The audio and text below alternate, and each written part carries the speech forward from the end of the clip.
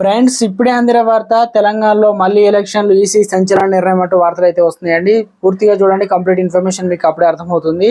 ఇంకెవరైనా channel subscribe చేయకుండా చూస్తే దయచేసి ఛానల్ సబ్స్క్రైబ్ చేసుకొని బెల్ ఐకాన్ ఆల్ పెట్టి ట్యాప్ చేయండి. ఇటువంటి ఇంపార్టెంట్ ఇన్ఫర్మేషన్ మిస్ అవ్వకుండా మీ ఫోన్ నోటిఫికేషన్ రూపంలో వస్తుందండి. చాలా మంది మీరు చూస్తున్నారు కానీ లైక్ చేయడం లేదు. దయచేసి లైక్ చేయండి. ఇన్ఫర్మేషన్ అందరూ రీచ్ చేసిన వారు అవుతాం మనం. వరంగల్, ఖమ్మం, నల్గొండ పట్టభద్రుల స్థానంలో ఉప ఎన్నిక 52 మంది అభ్యర్థులు బరిలో నిలిచారు. నిన్నటితో నామినేషన్ ఉపసంహరణకు గడువు ముగియగా 11 మంది తమ నామినేషన్లు ఉపసంహరించుకున్నారు. ఈ స్థానంలో ఈ నెల 27న ఉదయం 8 గంటల నుంచి సాయంత్రం 4 గంటల వరకు పోలింగ్ అయితే జరగనుంది. బ్యాలెట్ పేపర్ ద్వారా ఈ ఎన్నికలు నిర్వహించున్నారు.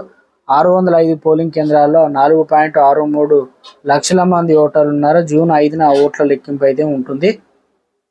తెలంగాణ ఇటు ఆంధ్రప్రదేశ్లో ఇప్పటికే ఎలక్షన్లు అయితే ముగిశాయి. మరోసారి ఎన్నికలు అయితే జరగబోతున్నాయి. ఈ నెల 27 తారీఖు అయితే ఎలక్షన్లు అయితే ఎమ్మెల్సీ ఎలక్షన్లు అయితే ఉండబోతున్నాయి.